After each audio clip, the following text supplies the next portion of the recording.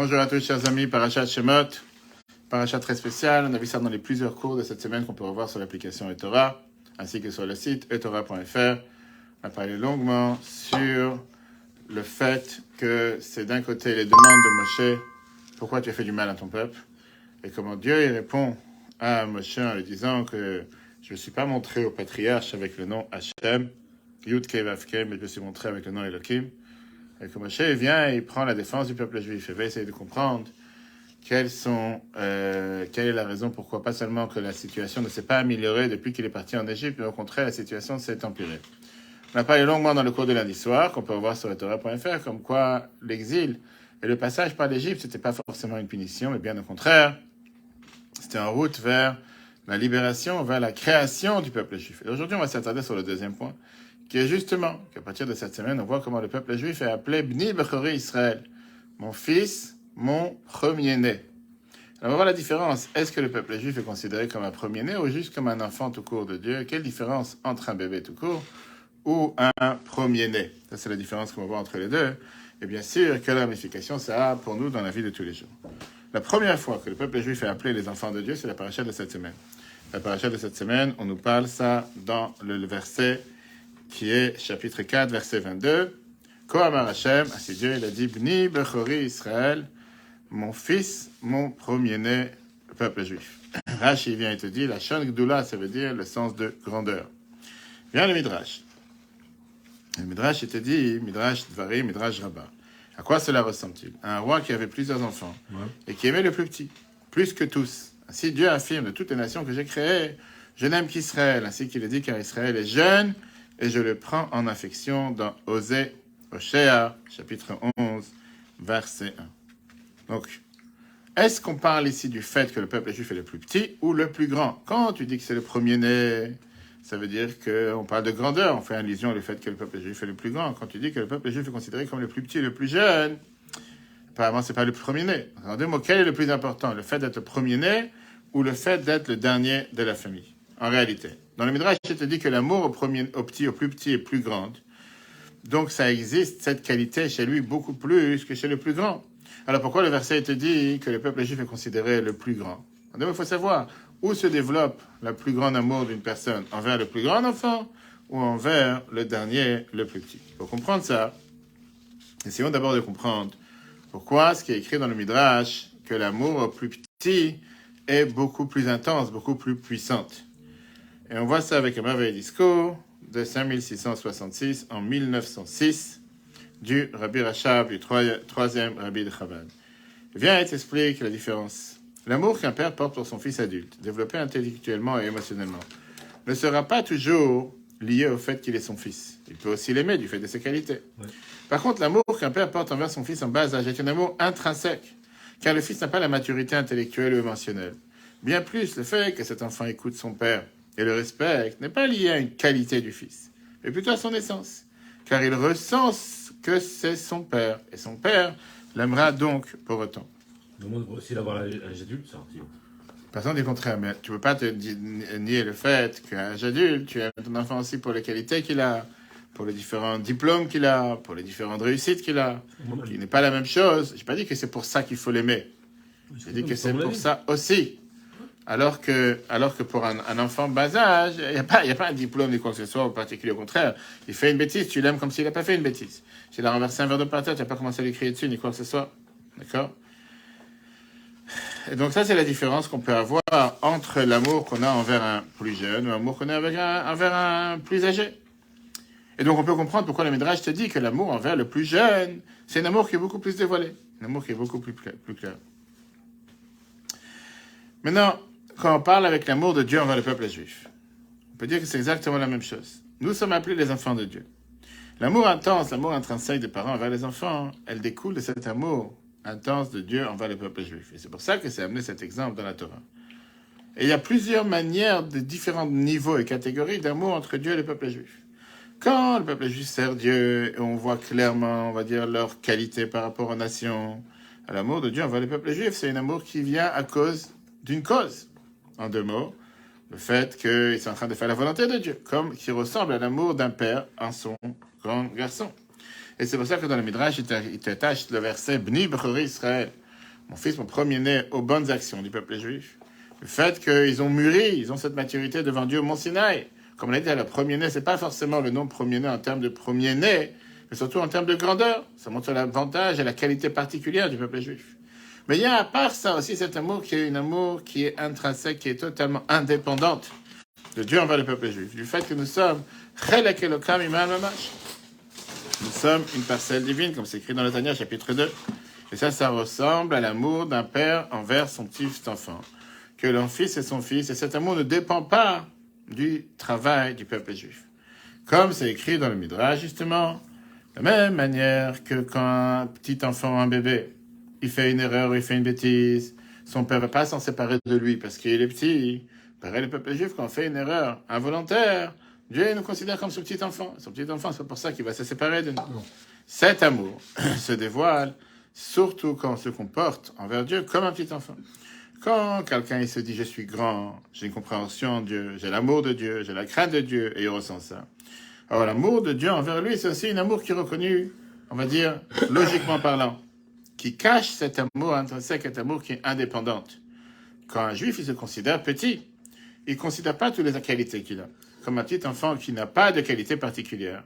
Et donc il n'est pas en train de servir Dieu par la logique, mais seulement avec cette soumission à la volonté de Dieu, comme un enfant en bas âge. Qu'une de ses qualités, c'est qu'il est en train il écoute la volonté de ses parents. Même s'il ne comprend pas pourquoi ses parents lui demandent de faire une telle chose. Automatiquement, ça réveille ce dévoilement d'amour intrinsèque, l'amour qui est indépendant de Dieu envers le peuple juif. Regardons dans le texte. L'amour intrinsèque que les parents portent à leurs enfants découle de l'amour intrinsèque que Dieu porte à Israël. Comportant aussi deux niveaux. Lorsque le peuple d'Israël sert Dieu et que leur qualité envers les autres nations est apparente, l'amour que Dieu leur porte est rationnel, à l'image de l'amour d'un père envers son fils adulte. Cependant, il y a également l'amour intrinsèque que Dieu porte aux enfants d'Israël qui sont une partie de lui, littéralement, comme c'est écrit dans le Tanya chapitre 2, à l'image de l'amour qu'un père porte à son petit enfant, et comme c'est écrit dans le Midrash. De même qu'un père ne punit pas son bébé qui a fauté parce qu'il est petit, aussi quand le peuple d'Israël faute, même par inadvertance, Dieu les considère comme un bébé. Ainsi qu'il est dit, car Israël est jeune et je les prends en affection, dans la chair. Mais d'après ça, il nous reste encore quelque chose à comprendre. Pourquoi? Est-ce que nous, on a le devoir de servir Dieu comme un adulte ou comme un petit enfant? Ça veut dire que, d'après ce qu'on vient d'expliquer, quand on reste avec un niveau spirituel qu'on se considère un corps bas, on dévoile cet amour intrinsèque qui est indépendant de ce qu'on fait ou pas. Alors que quand tu sers Dieu avec Torah et Mitzvot en fonction de tes différentes qualités dans la logique et dans tes traits de caractère, tu réveilles cet amour de Dieu par la logique, en des mots qui est basé sur une raison. Donc ça voile l'amour qui est indépendante. Alors c'est vrai que c'est bien de servir Dieu, on va dire, comme un enfant petit qui ne sert pas forcément basé sur la logique ou pas. Mais il y a ici un manque. Pourquoi il y a ici un manque? Parce que c'est pas parce que tu te considères bas. En deux mots, c'est le fait que tu te considères effacé face à la volonté de Dieu que tu développes cet amour intrinsèque de Dieu envers toi. Mais on te dit que quand tu ne regardes pas sur les qualités dévoilées de la personne, à ce moment-là, cet amour peut s'exprimer beaucoup plus fort. Mais de fait que Dieu il a décidé lui-même que nous grandissons et nous sommes appelés le Bechor, qu'est-ce que ça veut dire? Nous sommes appelés celui qui est le plus grand, le plus adulte, en deux mots. Qu'on a réussi à développer nos capacités intellectuelles, nos capacités sentimentales. C'est pas pour autant que l'amour qu'il avait avant, elle est cachée. On dit là, tu ne peux pas dire qu'un père, il aime son enfant seulement pour ses qualités, une fois qu'il a grandi et qu'il ne l'aime plus parce que c'est son enfant. Donc ça peut que renforcer l'amour qui existait précédemment. Précédemment, tu l'aimais parce que c'était ton fils. Maintenant, tu l'aimes pas seulement parce que c'est ton fils. Tu l'aimes aussi pour ses différents diplômes et ses différentes qualités. Et l'explication est la suivante. C'est une fierté. C'est une fierté, mais c'est-à-dire, tu ne peux pas dire que tu l'aimes que pour ça. En deux mots, l'amour que tu avais avant, elle n'est pas partie. Elle est toujours présente. Alors, l'explication à ça, elle est très très simple. Le service d'un juif qui sert Dieu avec logique, avec ses traits de caractère, avec sa logique, on va dire, avec sa tête, c'est pas contradictoire au fait d'être soumis à la volonté de Dieu. Au contraire. Ça peut être une conséquence et une suite du fait que tu as soumis à la volonté de Dieu. Le fait, même qu'un juif se fatigue avec son cerveau pour comprendre la sagesse de Dieu, la Torah, et qu'avec ses traits de caractère, il a une vitalité et il a un goût dans la Torah et les mitzvot, ça découle du fait qu'il est soumis à la volonté de Dieu. Pour ça, il prend goût et il prend plaisir à faire ce que Dieu demande de lui. D'ailleurs, c'est l'explication qui est expliquée entre les différences des différents groupes de mitzvot, mishpatim et dout et chukim. C'est très bien qu'il y ait les mitzvot qui sont logiques, mishpatim. Ceux qui sont là comme témoignage que Dieu il a fait quelque chose de particulier envers nous, comme Shabbat, etc. Et ceux qui sont les mitzvot qui sont pas compréhensibles. Que même si on va dire qu'il y a les mitzvot qui sont logiques, qu'on les fait parce qu'on les comprend, on te dit que les doutes, c'est quoi? C'est les mitzvot qu'on les fait comme témoignage sur des choses particulières. Mishpatim, on les fait parce que la logique nous oblige à les faire. Le fait même qu'on les fait par leur logique, c'est pas parce qu'on a compris qu'on les fait. On le fait parce qu'on a cette mission à la volonté de Dieu, parce que Dieu nous a demandé de faire ces mitzvot, même s'il y a une raison logique dans ces mitzvot. Et donc la qualité supérieure d'un juif, dans son cerveau, dans son intellectuel, ainsi que dans ses traits de caractère, ne vient pas cacher ou rapetisser ou affaiblir le fait qu'il est soumis à la volonté de Dieu, mais bien au contraire. Quand tu utilises ton cerveau, quand tu utilises tes traits de caractère pour servir Dieu, parce que Dieu l'a demandé de faire une chose pareille, tu montres que ta soumission envers Dieu elle est tellement grande qu'elle n'est pas séparée de ta soumission, mais bien au contraire, elle pénètre toutes tes forces. Et donc, pas seulement que ces qualités ne viennent pas couvrir ou recouvrir ou cacher l'amour intense, intrinsèque qu'il y a de Dieu envers toi, mais au contraire, ça agrandit encore plus cet amour jusqu'à ce qu'elle pénètre à l'intérieur de toute la personne. Regardons dans le 4. Lorsque l'homme ressent ces qualités, celle de ressentir le divin, d'aimer Dieu et de le craindre, est-ce que ce ressenti s'exprime clairement chez l'homme? L'amour que Dieu portera à ce dernier sera également rationnel, un amour qui occultera l'amour intrinsèque que Dieu lui porte. Par contre, lorsque le juif se ressent comme un petit, qui ne prend pas en compte ses nombreuses qualités, qu'il se considère comme un bébé qui n'a aucune qualité exprimée, un tel homme aura un service divin et rationnel qui se pratiquera pour la soumission, exactement comme l'enfant en bas âge qui est soumis par nature. Cela verra l'expression de l'amour intrinsèque que Dieu porte au peuple d'Israël. Alors, maintenant on comprend. L'évolution spirituelle d'un juif, est-ce que ça devrait occulter son amour divin? Bien sûr que non. Comme on vient d'expliquer, le service divin, rationnel et émotionnel d'un juif n'est pas à l'opposé de sa soumission envers Dieu. Que Dieu nous en préserve, au contraire, ce service divin est le résultat de la continuité de la soumission. Le fait même qu'un juif doit se fatiguer pour que son propre intellect comprenne la sagesse divine, qu'il ait, par ses propres émotions, une vitalité, un plaisir dans la Torah et dans les mitzvot, tout cela provient du fait qu'il s'agit de la volonté divine et que l'homme se soumet à cette volonté dans tous les domaines. La soumission intègre tout son être, toutes ses facultés, ainsi ses qualités accentuent l'expression de son amour intrinsèque. Ça d'ailleurs on le voit, et c'est aussi allusionné à la fin de la Gemara Brachot, premier traité de Gemara, qui nous parle des différentes qualités du peuple juif. De Talmidei Chachamim. La Gemara nous dit, dans la page, on va essayer le deuxième paragraphe, page 64a, Talmidei Chachamim, les sages ne connaissent aucun répit dans ce monde et dans le monde à venir. Ainsi qu'il est dit, ils avancent de puissance en puissance pour paraître devant Dieu à Sion, psaume 84, 8. Les sages intensifient la paix dans le monde, ainsi qu'il est dit, tous les enfants seront les apprentis de Dieu. Grand sera le concorde de ses enfants. Ne lis pas tes enfants Banaïr, mais lis plutôt Bonaïr, les bâtisseurs. Premier traité de Gemara nous parle sur le début du service spirituel d'un juif, qui doit être la soumission à Dieu, comme c'est écrit dans les Rishonim, comme c'est écrit dans les Piskei que tu as ici de Rabbi Yishai et d'Itrani, Piskerias de Brachot. Le début de la sagesse, c'est la crainte de Dieu. Psaume 111. C'est pourquoi nos saints maîtres ont commencé les ordres de la Mishnah, parce qu'il est évoqué l'unicité de Dieu, l'acceptation de sa souveraineté, du joug de la Torah et des mitzvot par la lecture du Shema. La fin du traité de Brachot nous parle de la qualité des Talmidei Chachamim, la qualité des sages, le fait de comprendre la Torah et de l'apprendre. Plus que ça, on te dit qu'ils n'ont aucun répit, que ça c'est tout à fait le contraire de la soumission envers Dieu, dans laquelle tu ne devrais pas avoir de différence, pas changer le changement. La vision dans ça, c'est que la fin du traité de Brachot, qui est le service divin de Dieu, quand ça a pénétré dans le cerveau de la personne, et qu'avec ta compréhension, tu es arrivé maintenant à cette perfection de comprendre encore plus pourquoi être soumis à la volonté de Dieu. Automatiquement, le fait de comprendre Dieu avec ta tête, avec tes sentiments, avec ton intellectuel, avec ton intellect, c'est pas quelque chose qui est contradictoire à la soumission que tu as eue précédemment, mais bien au contraire, elle s'intensifie. Les sages ne peuvent pas être bâtisseurs et intensificateurs de paix dans le monde que lorsqu'ils étudient comme les enfants. Or, la qualité d'un enfant est surtout celle d'un petit enfant, ce qui signifie que l'étude doit être dans un esprit de petitesse et de soumission. Tout doit être unifié avec la divinité. Ça, c'est allusionné, comme on l'a dit tout à l'heure, dans le mot banaïr, qu'on a dit tout à l'heure, qui veut dire les enfants et aussi les bâtisseurs. Que ce verset te dit deux choses. Banaïr, on parle bien sûr des enfants, les enfants de Dieu qui apprennent la Torah. Banaïr, on t'a dit ici de ne pas lire banaïr, mais bonaïr. Le fait qu'on est les bâtisseurs du monde amène la paix dans le monde. Et la Gemara t'amène ici pour te montrer comme quoi l'un n'est pas opposé à l'autre. Mais bien au contraire. Quand est-ce qu'on peut être un bâtisseur du monde? Quand est-ce qu'on peut intensifier la kedusha, la sainteté dans le monde? quand on se comporte comme un enfant et un petit enfant, le fait qu'on est soumis à la volonté de Dieu. Quel est le lien entre la soumission et l'étude? Apparemment, c'est contradictoire. Pour ça, il a été dit, qui veut dire, d'abord, on est les enfants de Dieu. Puisqu'on est les enfants de Dieu, l'essence même d'un juif est attachée avec Dieu.